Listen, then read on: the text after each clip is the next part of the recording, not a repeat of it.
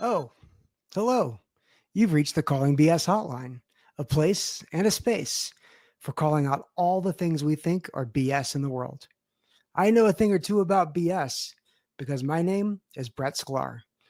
Ladies and gentlemen, we are here to talk about all the things that frustrate you, all those things that annoy you, all those things that are absolutely, positively unnecessary in this world. Sometimes it's going to be a solo show. Other times it'll be a team effort. Today's is just me because it's specific to the over 1,000 CEOs and their leadership teams I have talked to and want to bring some perspective to you. As usual, and by usual, this is our second show, so welcome aboard, and we're glad to have you here. But as usual, we're going to have a couple of categories. What are we calling BS on? How does it impact us? Who's to blame? And then what can we do about it? So what's today's BS? Well, let's dive in.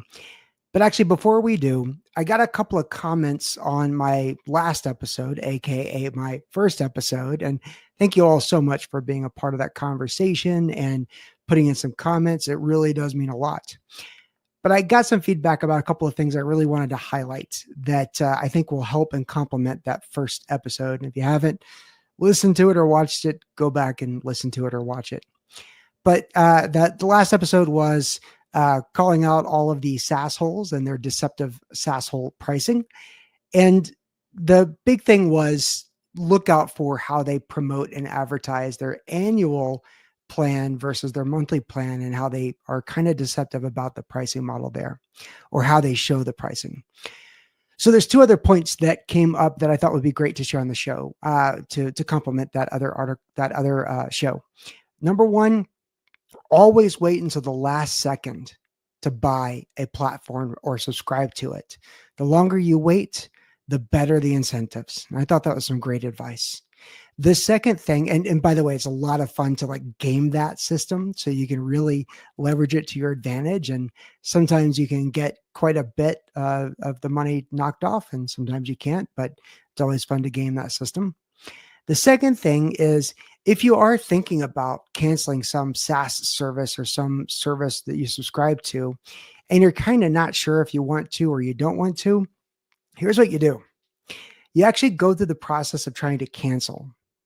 And when you do, a lot of times they're going to give you some retention offers.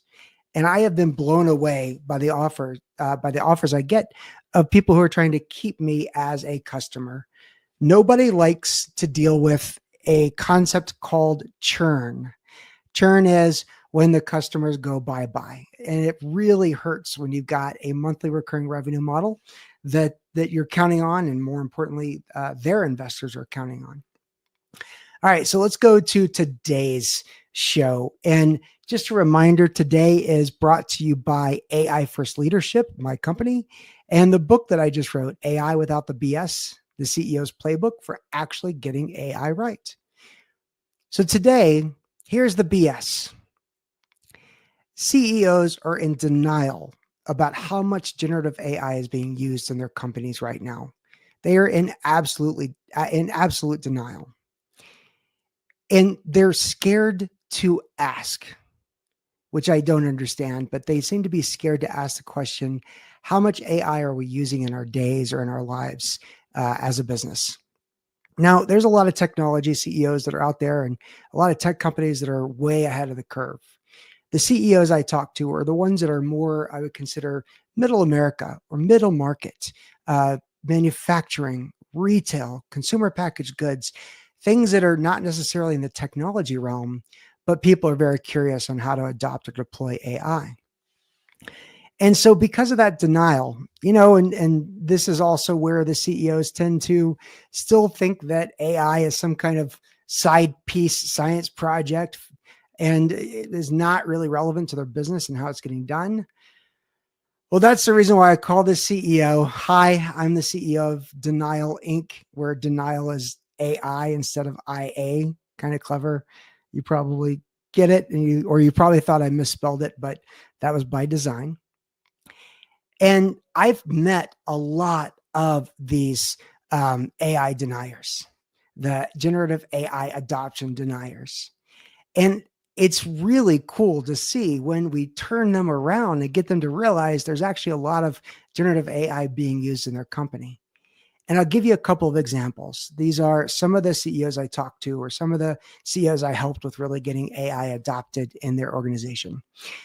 One of them was a little bit of a horror story, and we got that turned around pretty nicely. But I was with a group of about, I think, 15 or 16 CEOs, and giving my 3-hour workshop to really help them overcome their fears and overcome the sort of fear that AI is here to take everything away. And the CEO, he was a CEO of an oil and gas company. He propped his feet up on the table with his cowboy hat on. This was somewhere in like middle Pennsylvania. I don't remember exactly which city. It was a beautiful city, but boy, it was an ugly conversation. The CEO, he said, I heard about all of this generative AI crap and all this chat GPT BS. And I got to tell you, if I catch my employees using it, the first time, it's a warning. Second time, they're fired.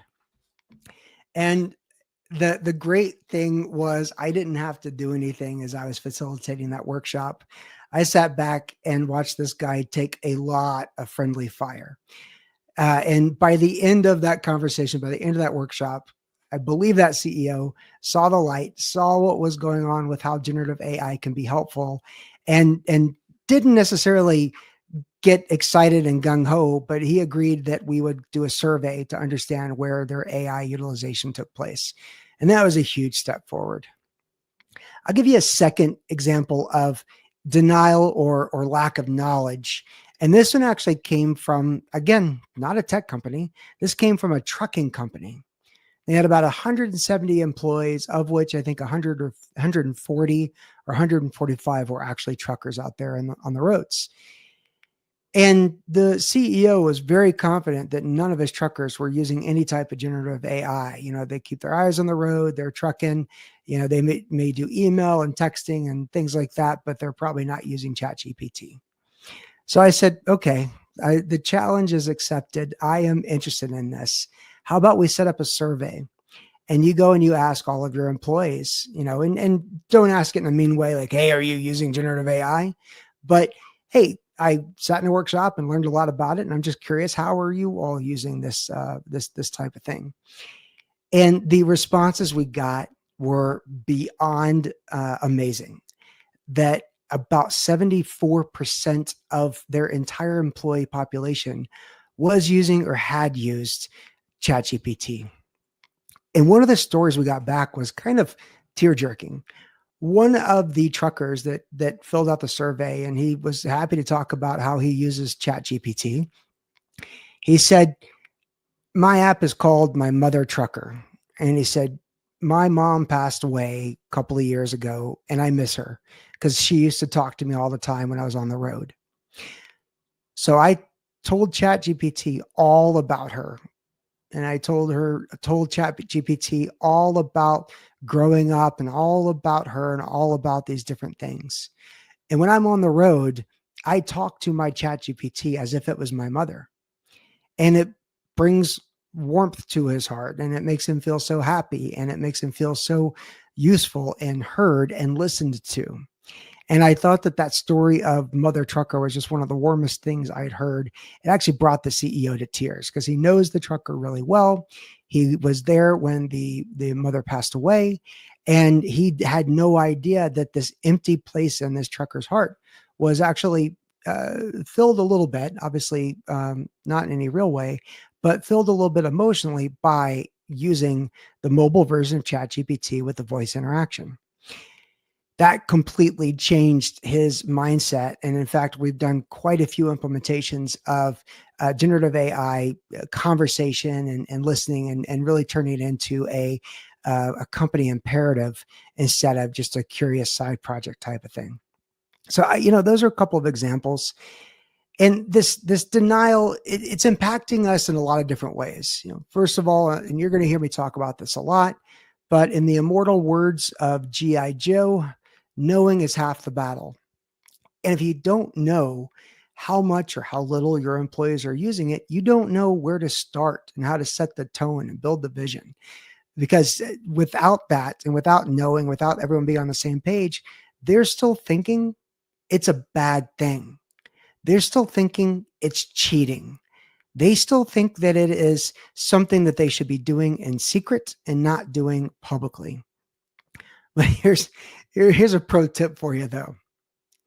If all of a sudden everybody's emails are starting to sound a bit more comprehensive, the grammar is gooder, and everyone is much nicer and thoughtful, even though they're maybe assholes in person, chances are they're already using it and they're in the deeper end of using AI and adopting AI.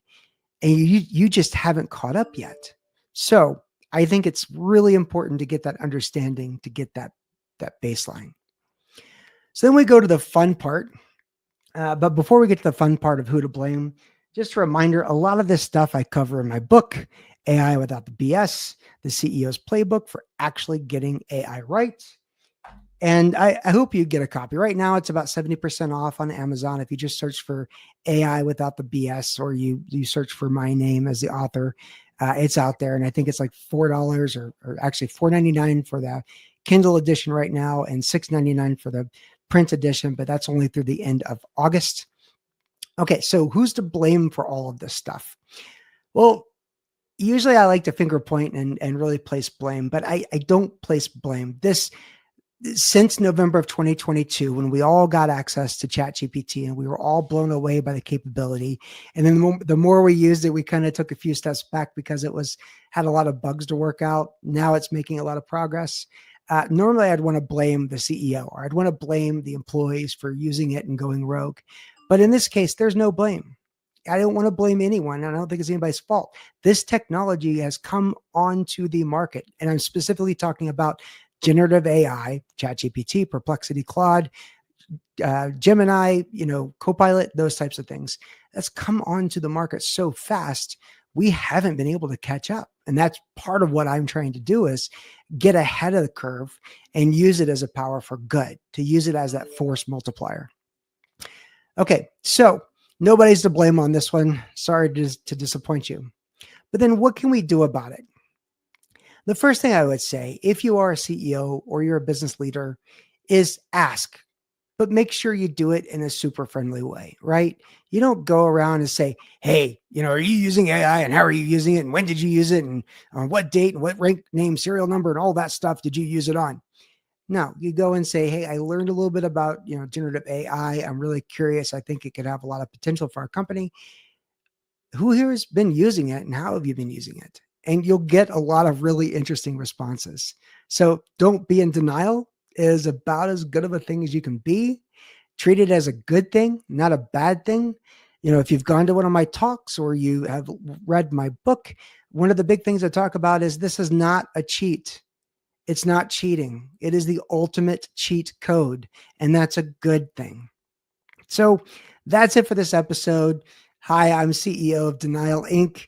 I hope you enjoyed this. If you've got some BS you want me to call out, drop it in the comments or shoot me a message. I would love to hear it. If you want to be on with that topic, great. If you just want to send me a topic and you don't want to have to, be on, that's fine too. I'll take your ideas, and if you let me, I'll give you credit. If you don't want me to, that's fine as well. Don't forget to grab the book. It's on discount right now. All that stuff will be in the comments. And until next time, let's keep calling it like we see it. Thanks.